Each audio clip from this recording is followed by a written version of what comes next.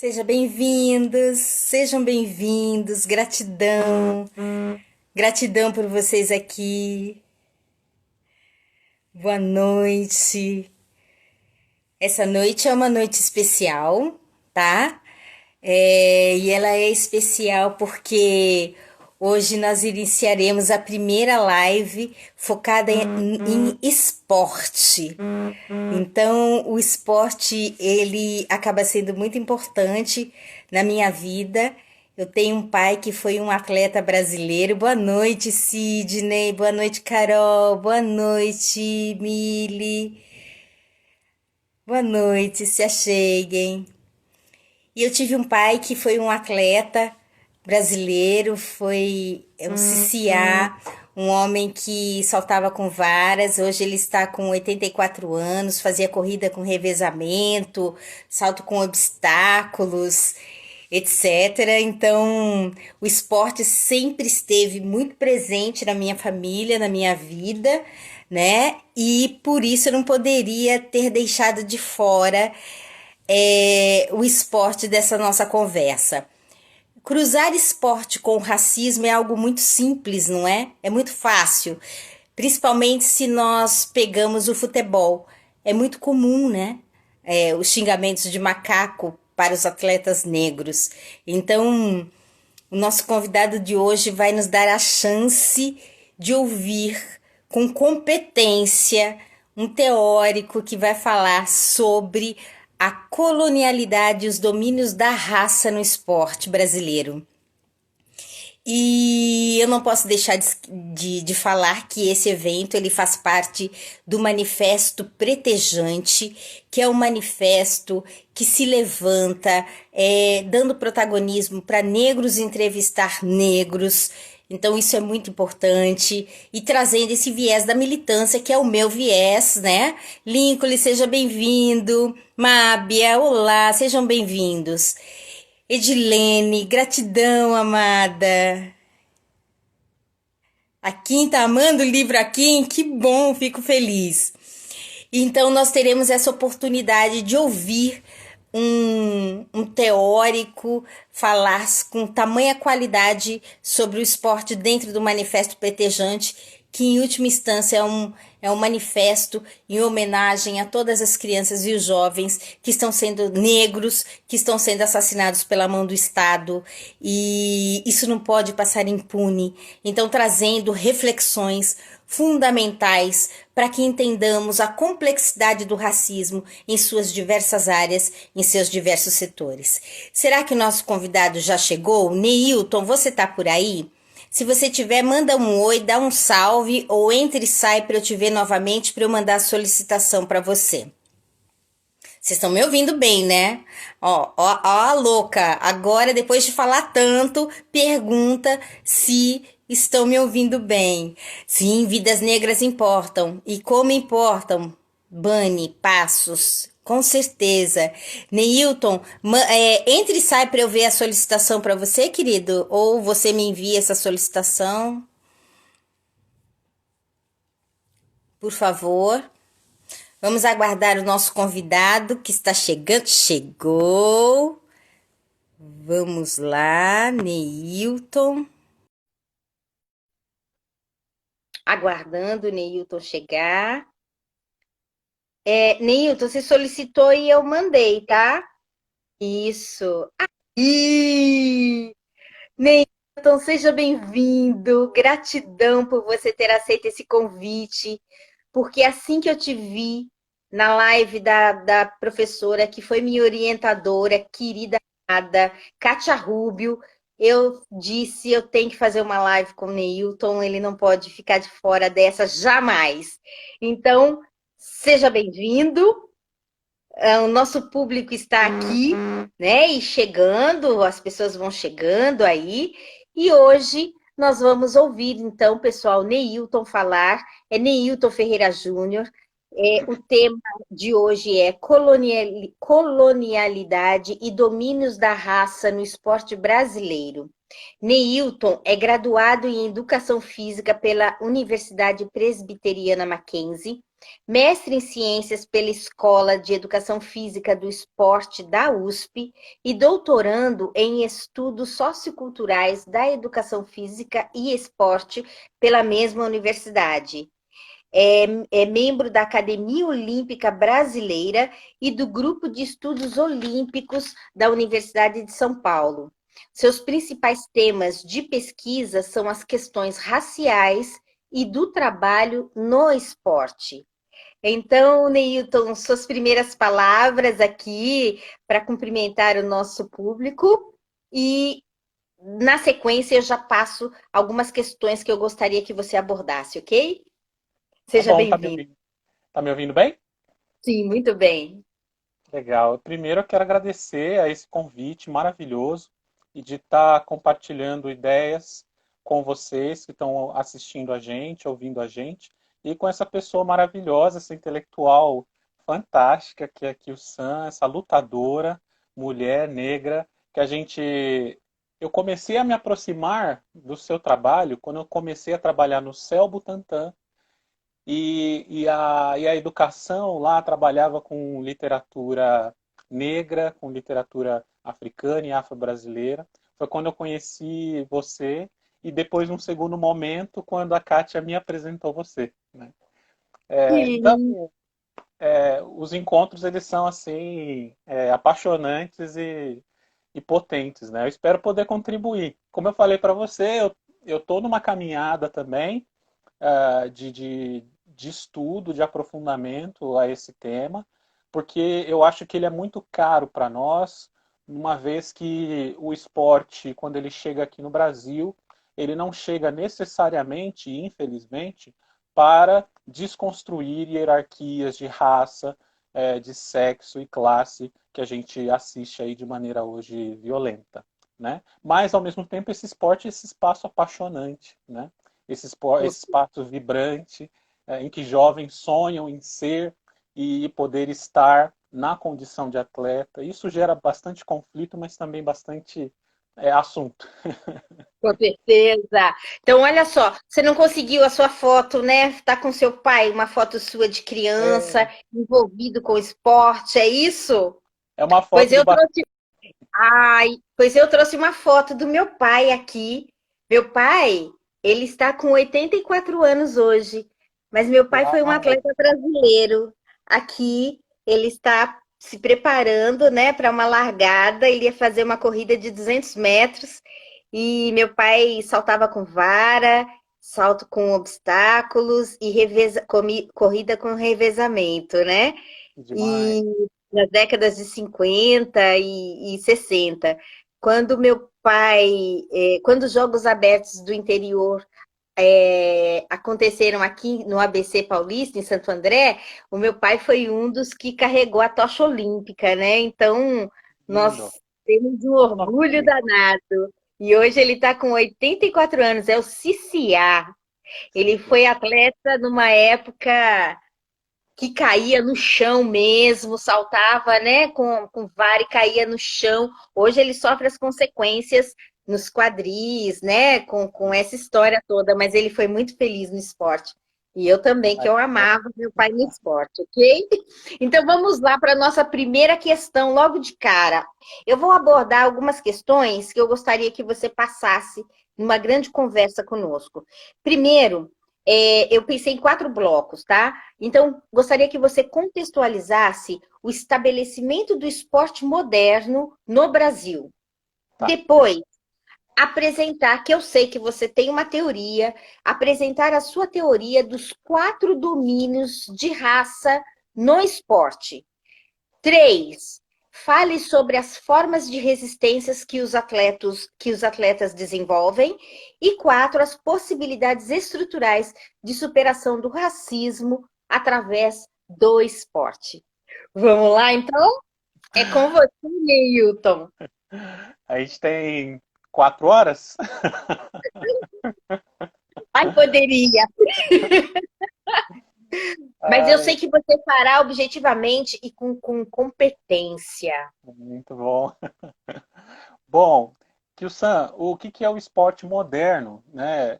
E eu acho que essa questão ela é super importante para que a gente possa começar a entender o que é não só o racismo no esporte, mas um racismo que a gente vai chamar do esporte, né?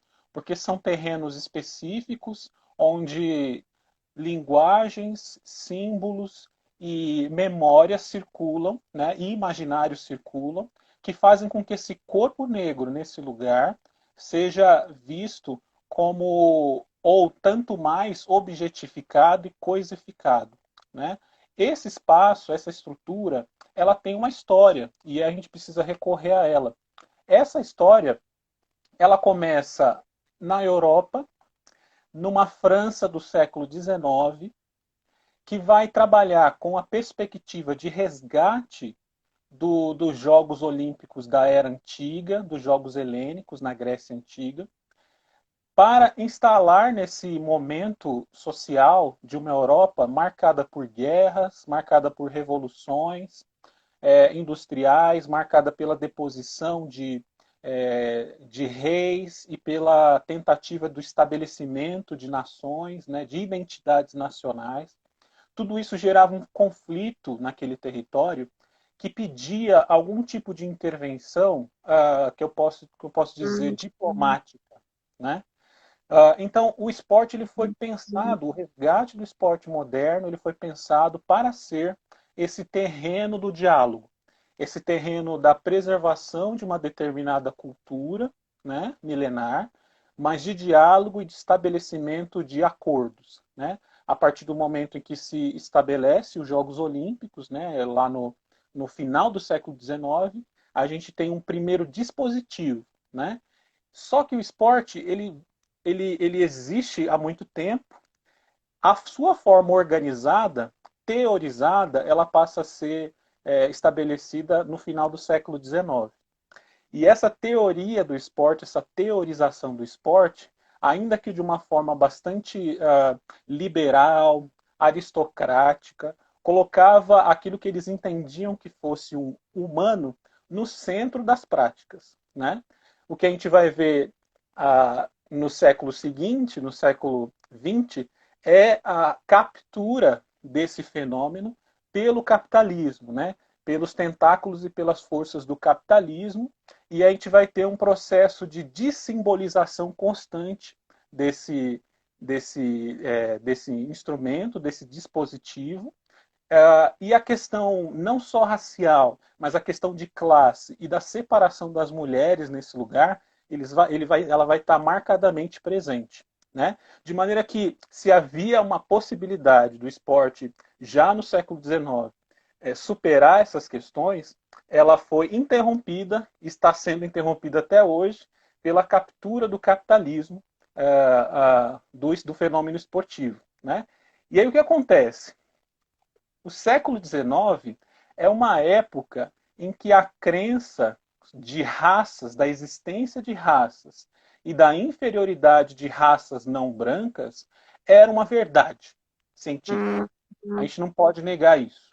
Por quê? Porque muita gente diz que aquilo era pseudociência, né? Mas era a ciência da época. Porque se a gente tirar a ciência do seu papel político e fomentador de desigualdades, a gente não vai conseguir superar isso também. Então, aquilo que se desenvolvia na época era uma ciência, e foi a ciência que disse que os nossos corpos são menos humanos do que outros. Ok?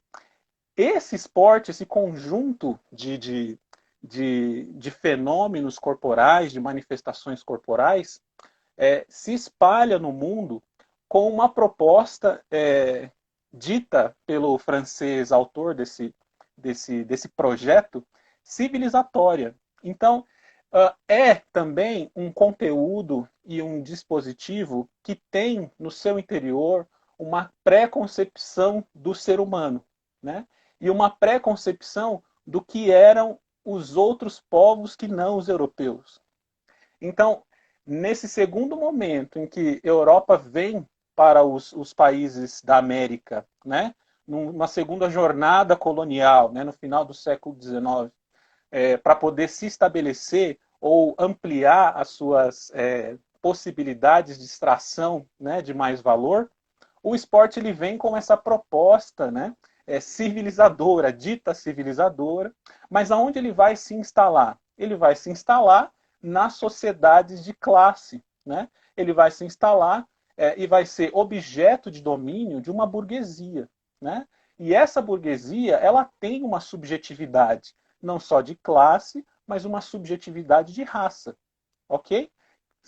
Quem são? São os donos de clubes, donos de instituições que lá no meados do século XIX ganharam terras e aí constituíram clubes, constituíram associações, né? E fizeram ali os seus espaços de prática esportiva. E ali isso se tornou um domínio de uma classe, né? De maneira que as expressões de desejo, as expressões de vontade, né, dos negros e negras de se fazerem conhecer no mundo a partir do esporte foi tida nesse primeiro momento como uma invasão, porque não era um espaço, né? Vamos lembrar que nos meados do século XIX, e aí a Célia Maria Marinho de Azevedo, com o seu fantástico livro Onda Negra e Medo Branco, a gente tinha um país marcado pelo medo desse país virar um Haiti, né? Um Haiti de revolução negra, de expressão negra. Então se trabalhou muito com a ideia de que os negros, eles avançando na sociedade, eles poderiam causar revoluções. Então a gente tem um primeiro momento de estabelecimento do esporte e, ao mesmo tempo, de separação desses corpos negros de qualquer expressão de alta cultura. Tá? Então, tem uma ambiguidade aí nesse processo que é o seguinte. A, a ambiguidade é essa. O esporte ele é elemento de uma dita alta cultura europeia, tá? E ele se desenvolvia par e passo com obras artísticas, com festivais artísticos, musicais, festivais de pintura, então tinha competição, ele estava integrado a essas coisas. Por isso a noção de que ele era uma autocultura e que deveria se integrar às sociedades não europeias como um elemento civilizador, né? Só que ao mesmo tempo, por ser essa dita alta cultura, excluía aqueles que não eram considerados à época dotados de capacidade de experimentar a alta cultura. Para você ter uma ideia, em 1904, nos Jogos de St. Louis, aconteceu o seguinte: eles pegaram numa atividade paralela todos aqueles grupos não europeus para fazer 2 dias de atividades chamadas ditas aborígenes, né? Nesses jogos, chamados Jogos Antropológicos, eles reuniram indígenas americanos, estadunidenses, pessoas que vinham de África e que se localizavam ali, acompanhantes dos seus senhores de terra, enfim, tal, e separaram eles ali para realizar um conjunto de atividades que eles chamaram de modalidades aborígenes. Aquilo foi um desastre.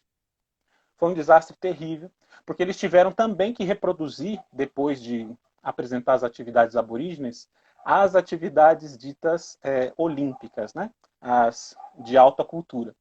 E aí, questionado pelo evento horrível que aconteceu, a organização disse assim: na verdade, o que aconteceu foi um sucesso, porque foi possível mostrar que não brancos não têm condições de experimentar a alta cultura, sendo necessário a nossa expansão ou dar continuidade a esse fardo civilizatório europeu, né, que precisava se expandir pelo mundo, né? Então, os Jogos Olímpicos ele é dotado dessa ambiguidade, né, e vai se instalar no Brasil, né, como uma experiência com potências, mas também fechada para aqueles que não eram considerados bem-vindos, né? Negros, mestiços e mulheres. E aí a gente vai só conseguir discutir a possibilidade dessa presença ali em meados dos anos 40. E esse caso dos Jogos Aborígenes foi em 1900 e... 1904 eram Jogos Antropológicos, Jogos chamados não os Jogos Antropológicos. Mais tá, sobre esses jogos antropológicos a gente vai encontrar nas memórias do Barão Pierre de Coubertin, que tem um livro, um compilado de memórias sobre a trajetória dele de construção dos Jogos Olímpicos. Ele escreve falando muito mal desses jogos, falando que foi horrível, porque não tinha nada a ver com aquilo. É, ele já reconhecia ali que os Estados Unidos estava marcado por um racismo profundo, né? E por uma questão de segregação muito forte desde já. Então ele escreve tecendo muitas críticas àquilo, né? Mas os artigos sobre isso são incríveis, porque mostra como em 1904, né, pessoas dotadas, ditas de alta cultura, conseguiam fazer esse tipo de espetáculo das raças, né? Como diz a professora Lilia Schwartz, né? perfeito. O Ramon, Ramon Matheus é um estudante lá da UFES, da Federal do Espírito Santo, estudou comigo, sabe, Ramon? Ele está dizendo que o filme Raça resume bem a sua fala. Eu não Exato. assisti esse filme, então não posso dizer, mas é um comentário dele. Então, já nesse ponto, Neilton, vamos passar para o segundo aspecto que eu apresentei no início da nossa live.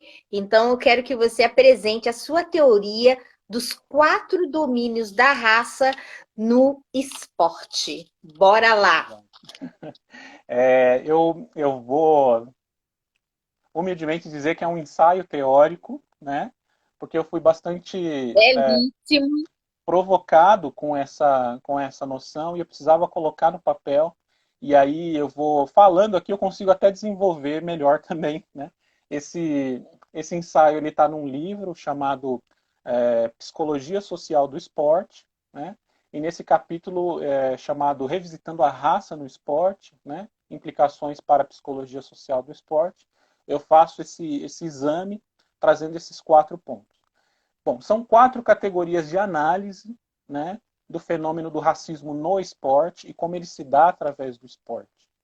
Um primeiro deles é o fenômeno da exclusão subordinada dos atletas, ou de todas as pessoas negras e negros que querem, desejavam, num determinado período, fazer parte desse fenômeno.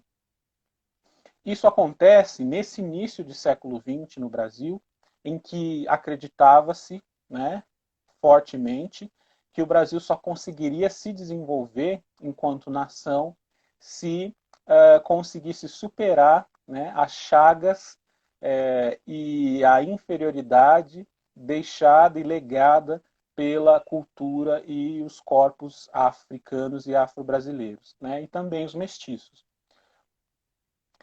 Como isso era, como eu disse para você, era uma verdade científica, isso ganhava áreas de autoridade em qualquer espaço em que os cidadãos negros e negros, ou aqueles que tentavam ser cidadãos inseridos nessa sociedade recém processo de abolição, recém saída da abolição, tentasse se fazer presente. E o que acontecia é que os espaços já constituídos, a própria política, os espaços esportivos, as instituições todas, a própria escola, eram espaços de discriminação e de exclusão deliberada, porque ali não era, como se entendia à época, o lugar deles, né? Para eles existia um lugar que era um lugar de subalternidade e de uma presença social ali provisória, porque na verdade o que se queria era uma paisagem mais branca, né? Então o esporte ele vai nos dar imensos exemplos de como essa presença ela era ainda que minoritária, porque os atletas passam a disputar esse espaço desde então, era uma presença bastante rechaçada, principalmente quando dos ditos maus comportamentos, né? Então a gente tem um primeiro momento no esporte em que a presença desses atletas, e um atleta em especial chamado Alfredo Gomes, que em 1924 vai para os Jogos Olímpicos, e o seu neto, ele toma para si a autoria desse sujeito como sendo o primeiro atleta negro a compor uma delegação olímpica no Brasil, Ele diz que para estar nesses espaços, esse cidadão, chamado Alfredo Gomes, ele precisava ser, além de um bom atleta, uma pessoa extremamente erudita, uma pessoa extremamente capaz de jogar, né, e se defender desses espasmos de preconceito, né? E era uma pessoa extremamente bem relacionada. E isso ele fala como um esforço que o avô dele tinha para se fazer percebido e presente e minimamente aceito. Então, Alfredo Gomes vai para os Jogos Olímpicos de Paris em 1924, retorna não com não com medalha, mas com esse feito. E em 1925 ele se torna o primeiro afro-brasileiro a ganhar a primeira edição da corrida de São Silvestre. E aí o que Uau! acontece? Acontece que a história desse sujeito, ela é extremamente apagada. E quando a gente visita a história do olimpismo no Brasil, esse atleta, ele não é dado como negro, ele é só o Alfredo Gomes.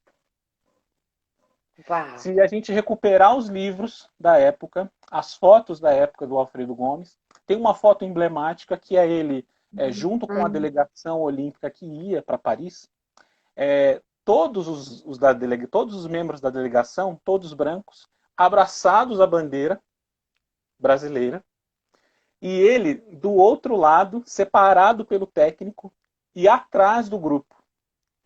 Naquela técnica muito corrente que se usava na época, eu acho que se usa até hoje, de possibilidade de redução da foto caso precisasse. Né? Esse Alfredo Gomes ele fica na França durante 6 meses, porque aqui em São Paulo a dita Revolução Tenentista, os soldados aqui, estava tendo uma revolução aqui no Brasil, né, uma revolta, e isso impediu com que os atletas retornassem. Né? E aí Alfredo Gomes fica nessa França, aprende inglês, aprende francês, aprende italiano, volta para o Brasil para ser esse atleta campeão da São Silvestre e alguém que vai criar, lá nos anos 60, um chamado mausoléu para que os atletas mortos possam ser reconhecidos nesse lugar como atletas que passaram pelo Brasil, pelo terreno dos Jogos Olímpicos, enfim. Ele vai liderar esse processo.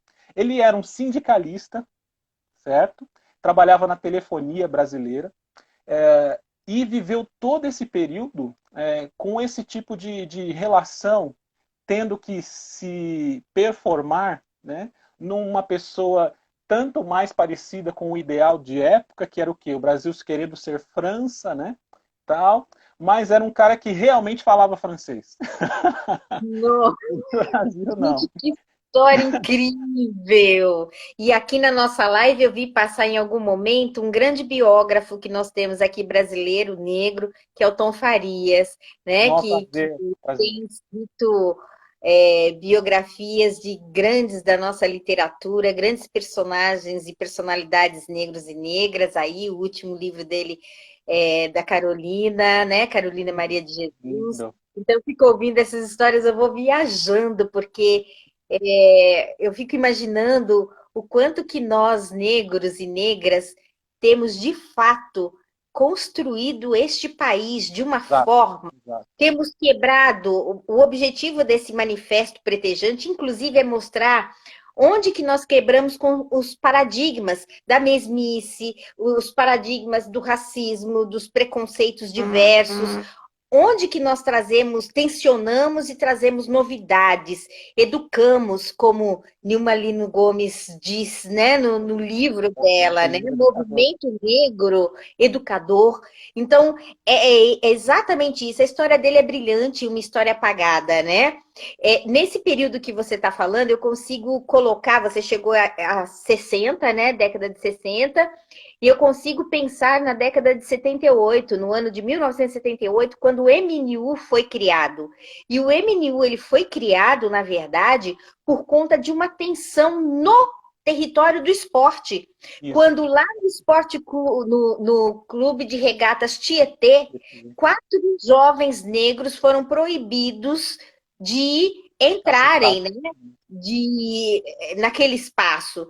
E o MNU, naquele momento, o Milton Barbosa, com outras pessoas, Zé Adão, etc., fazem um movimento que culminou nesse movimento nas escadarias do Teatro Municipal, e lá o MNU, que eu faço parte desde os meus 14 anos, foi criado por conta dessa treta no território esportivo, no racismo no esporte. Sim. Então, olha o Tom Farias dizendo, merece uma biografia. Realmente, ele merece uma biografia, porque essa história, esse feito, né, de buscar essa cultura, de aprender línguas e voltar aqui e conseguir ser campeão, né, do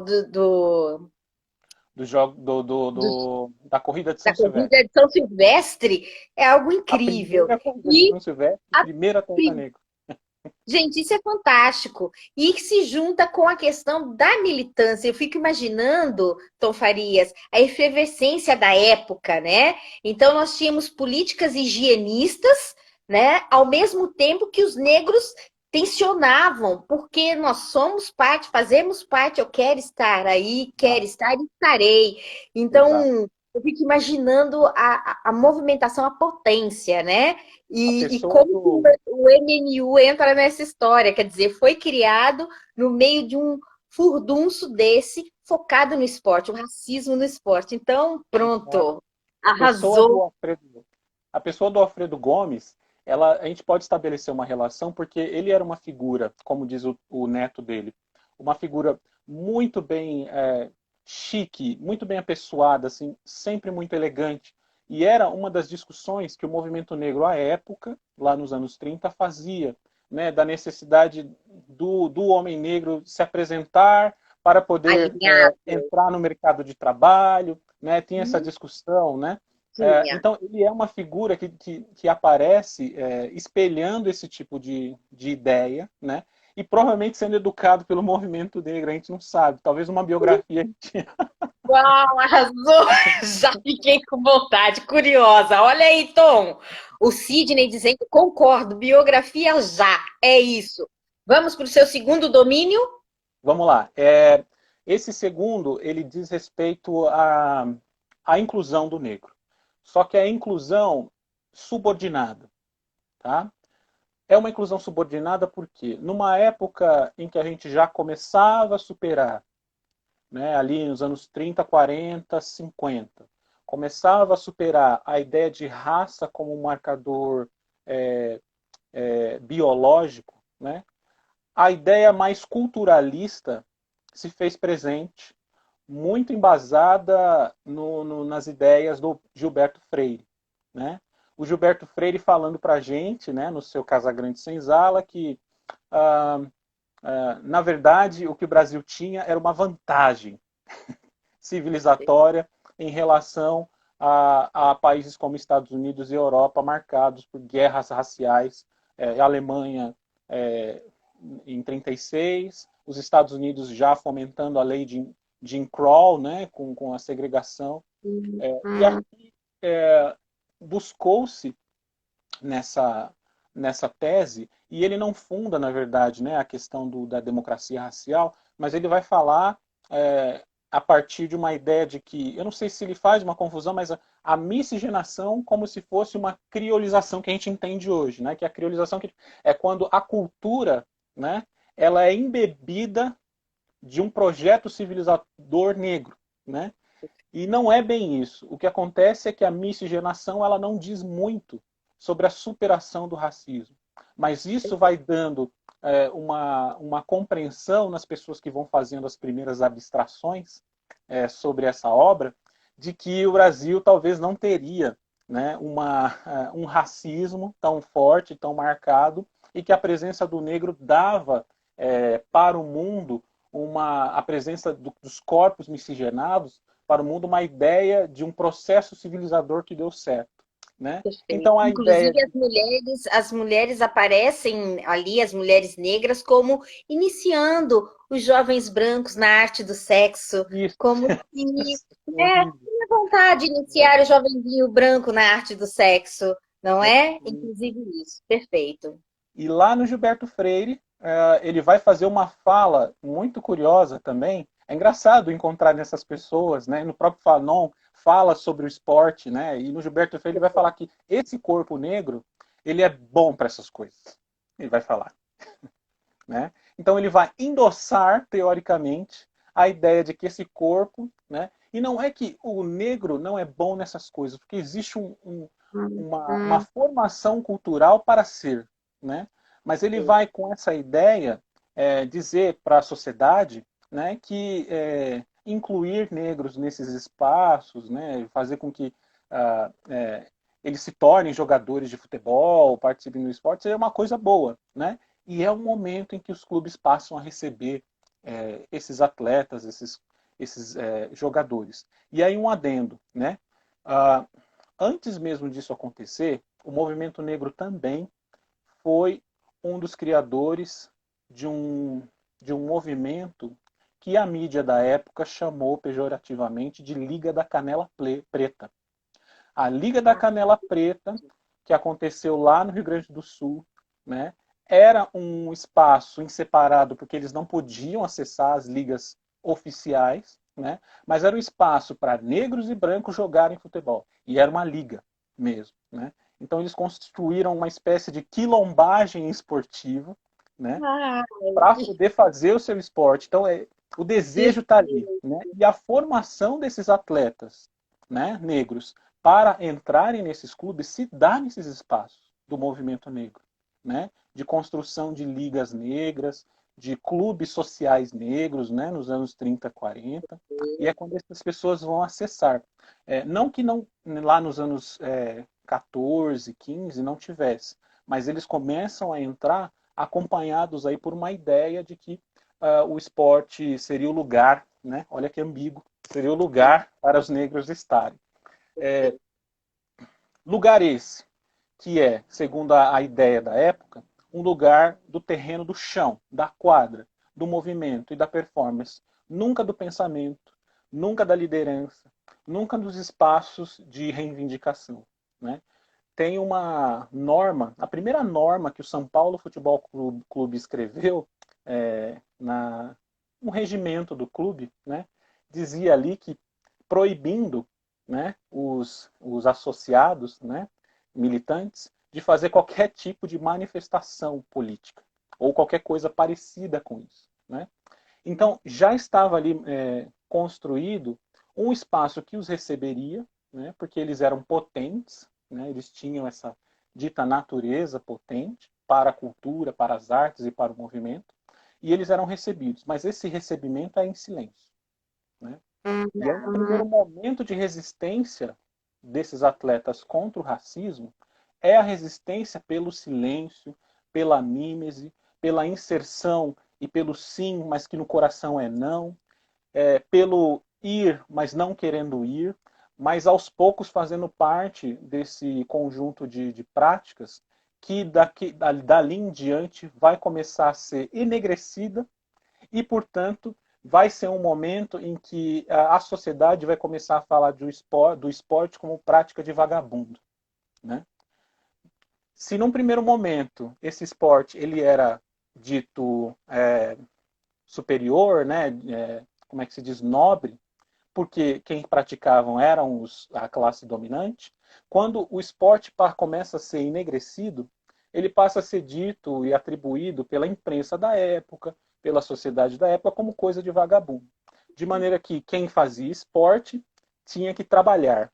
Né? Essa era a sina dos atletas da época, que não sei como faziam para poder ir para Jogos Olímpicos e tal. Mas eles faziam e conseguiam, mas eles tinham esse adendo. Né? Então, ser atleta era, ao mesmo tempo, um prazer, mas ambiguamente um problema moral. Porque, enegrecido o esporte que era, né, eles tinham que dar o seu próprio jeito. Um terceiro momento é o momento de fascínio. É o momento em que o esporte passa a entrar na televisão. É o momento em que o esporte passa a ser tratado como entretenimento. Né? E é o momento em que a ciência chega no esporte de maneira avassaladora. Né? Anos 60 para frente, anos 70. Né? Então é um momento em que essa ciência do treinamento, essa ciência da raça, ela vai voltar a ganhar força, porque na verdade essa performance maravilhosa que esses atletas apresentavam só podia ser uma questão genética, só podia ser uma questão, né? Tem um livro de uma jornalista científica inglesa chamada Angela Saini, que ela fala do retorno da ciência da raça. Então ela vai pegar um período ali dos anos 70, 70, 80, e até hoje, as pesquisas sobre diferenciação genética e determinação genética do porquê negros são mais bem-sucedidos em determinados esportes, elas se fazem e são financiadas até hoje, né? Então, a ideia do fascínio pela raça, né, por esse corpo, né, potente, ele está presente e politicamente financiado, né? Criando pesquisas, fazendo com que haja uma espécie de divisão racial do trabalho esportivo. Então é esse momento de fascínio que faz com que negros sejam separados mais para o atletismo e não para a piscina, né? Como eu ouvi uma vez, a ideia de que piscina não sobe morro, né? Ela fica nos clubes, nas metrópoles, né? Esse acesso ele é impedido, mas os esportes periféricos, né? Futebol, atletismo, vai ser disponibilizado para esse grupo, porque afinal a sua raça e a sua constituição genética, entre aspas, permite com que eles façam. E aí, é um momento que no Brasil, tardiamente, a perspectiva teórica e crítica sobre o esporte chega atrasado. Chega atrasado. E o esporte se desenvolve como um espaço de entretenimento e de liberação. Tá? Esse espaço de entretenimento e liberação permite com que as pessoas, no seu êxtase, liberem todo tipo de preconceito, todo tipo de conceitos e de coisas antigas que circulam no imaginário social, mas que estão recalcadas. E eles vêm à tona na euforia e no ódio, né? Daí, os vários exemplos que a gente tem assistido recorrentemente, infelizmente, de que sujeitos que erram no campo ou que cometem algum tipo de erro são chamados de macaco, ou que protestam são chamados de macaco. Ou seja, o macaco ele é a afirmação de um senhor que, reconhecendo naquele sujeito algum tipo de coisa, pede para ele voltar para o seu lugar, né? Então, é um retorno constante nessa seara do espetáculo suspensa no ar e ainda não teorizada pela crítica, um espaço em que as vozes anti-negro vão se manifestar de maneira abissal, né? Tanto no futebol mais visível, porque a gente assiste mais, está mais presente na TV, mais cotidianamente nos espaços de prática, em todas as modalidades. Perfeito. Essa foi a quarta, a sua quarta. Você pulou, você foi da terceira para a quarta? Para o quarto domínio? Esse é o terceiro. Eu falei do Esse é o terceiro. terceiro. E o quarto agora? Só avisando, são 18 horas e 42 minutos, ok? Então, finaliza o quarto domínio e aí eu quero saber sobre as formas de resistência dos atletas, tá? Então, o quarto domínio da raça é o domínio da resistência. Eu posso completar ele e ir para as propostas, tudo bem? Ótimo. Muito bem. Arrasou. O quarto domínio, eu estou falando que se tem opressão, tem resistência, certo?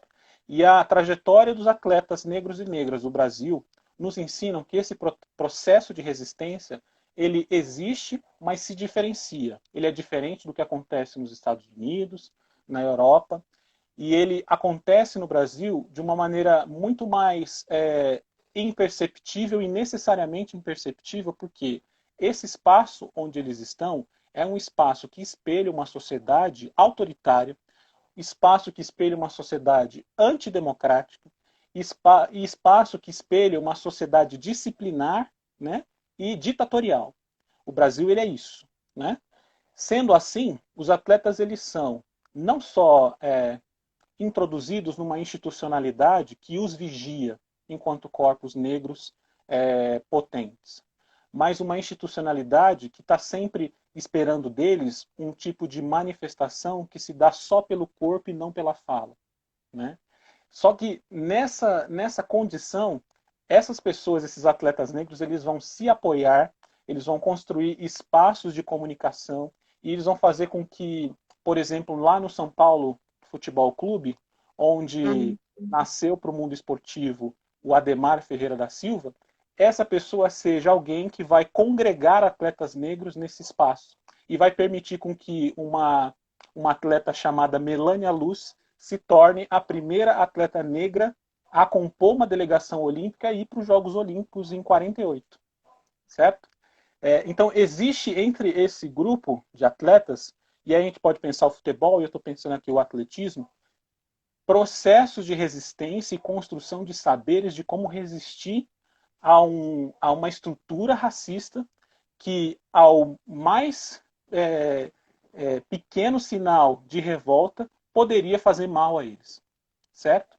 Então a gente tem essa atleta junto com a Benedita Oliveira, que era uma atleta branca, mas que confundida como negra, entendeu o seu lugar, né? E junto com Melânia Luz, reivindicava no Clube Pinheiros, que não aceitava gente preta à época, tinha crises de esvaziamento de piscinas na época, por conta de atletas negros que iam lá.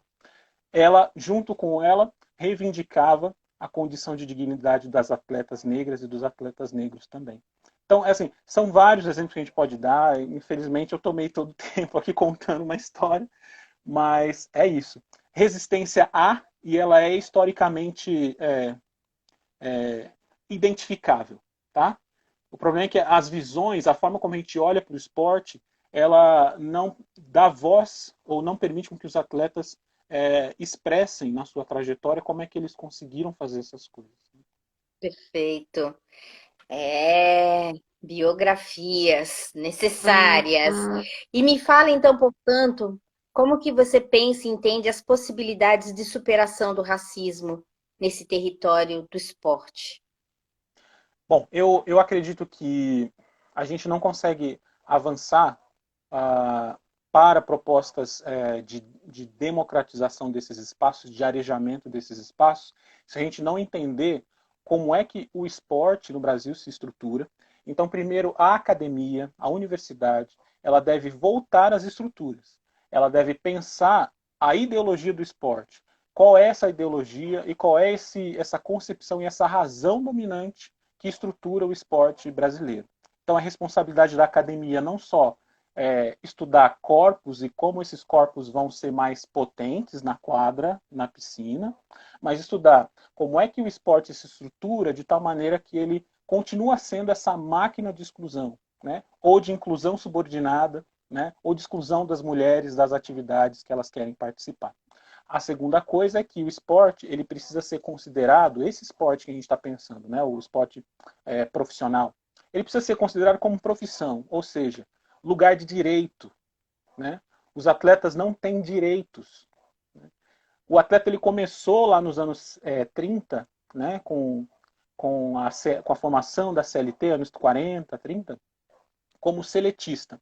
E aí as leis específicas do esporte foram processos de retirada de direitos, de maneira que esse atleta ele é como se fosse um autônomo. E não é só uma questão de atleta profissional sem direitos. O atleta ele não tem acesso a possibilidades de associativismo. Né? Ele não tem acesso a sindicatos, ele não tem acesso a associações, a partir das quais ele poderia fazer valer a sua voz. Né? O esporte ele se constitui de maneira, como o que eu chamo de uma conveniente confusão.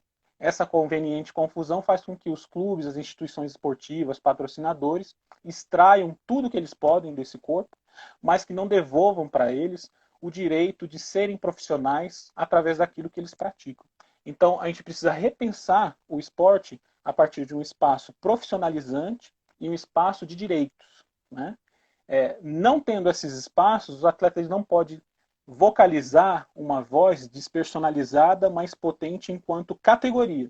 Então a gente precisa formar categorias profissionais, classe trabalhadora esportiva, para que a gente possa superar essas questões de maneira estrutural. Senão não tem como. Essas faixas que fazem no estádio, essas políticas institucionais de cima para baixo, elas não têm serventia nenhuma e não criam resultados efetivos.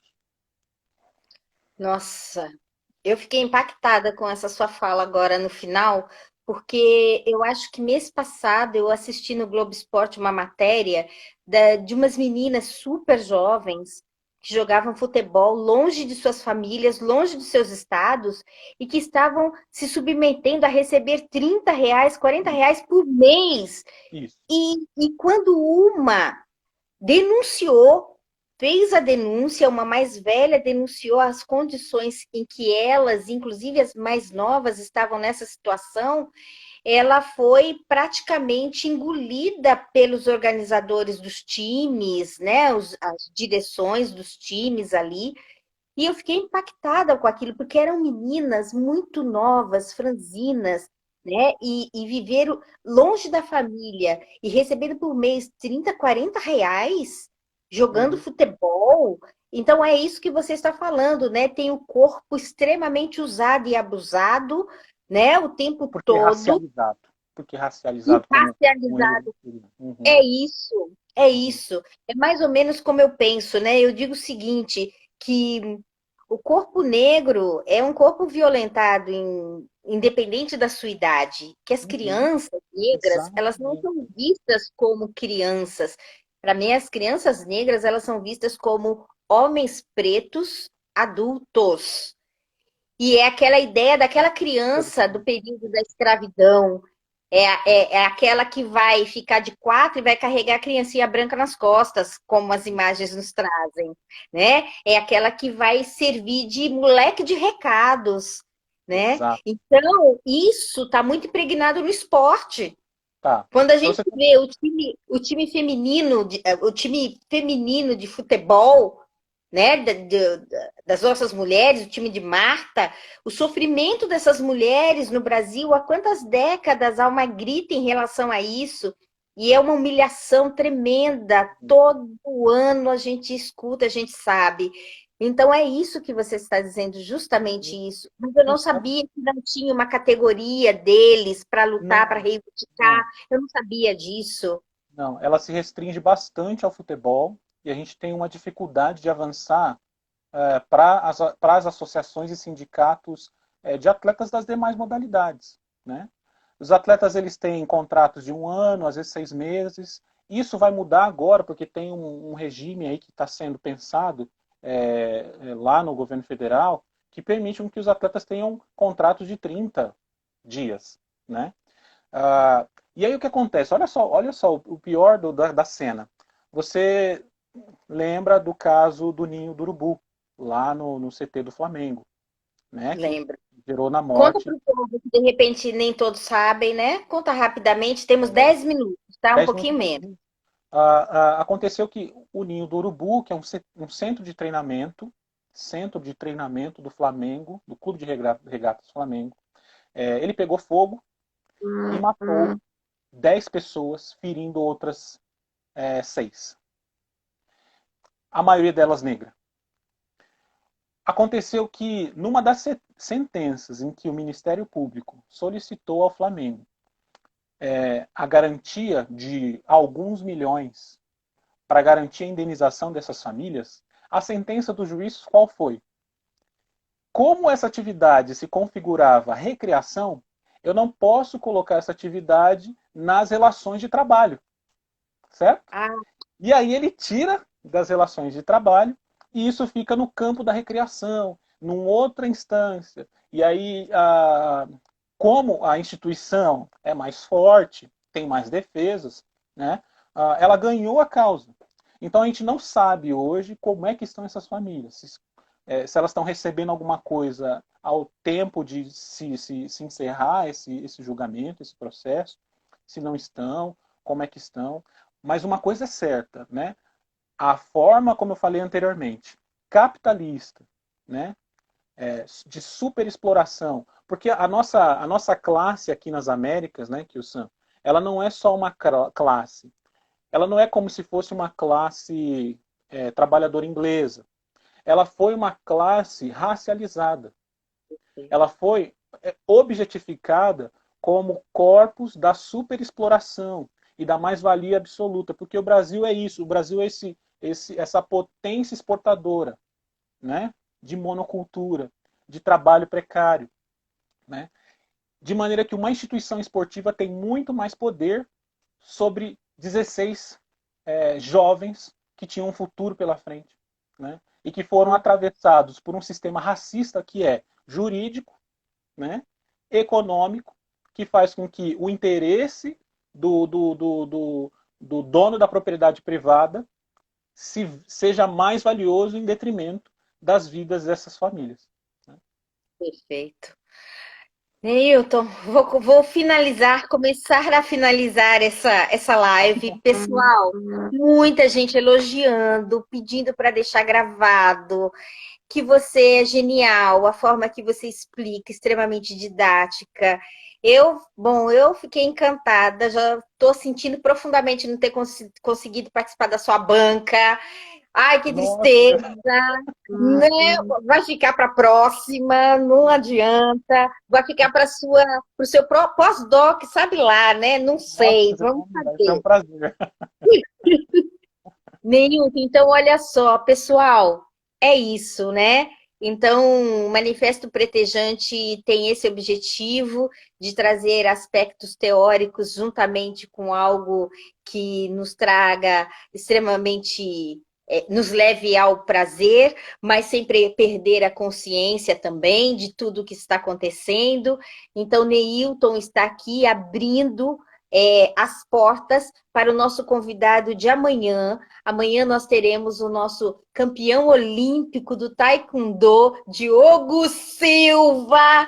Quem não ouviu Diogo Silva falar é imperdível. Vocês estejam aqui amanhã às 19 horas. Chamem todo mundo para ouvir Diogo Silva falar, ok? Nosso campeão olímpico. Amanhã, às 17 horas, eu terei uma ocupação na página do Instagram do ator Caco Ciocler, tá? Estarei lá sendo entrevistada por Nilceia, tá? Então, às 17 horas e às 19 estarei aqui com Diogo Silva. Neilton, suas palavras finais, antes que caia, não quero que caia essa live, se despeça do nosso público, por favor.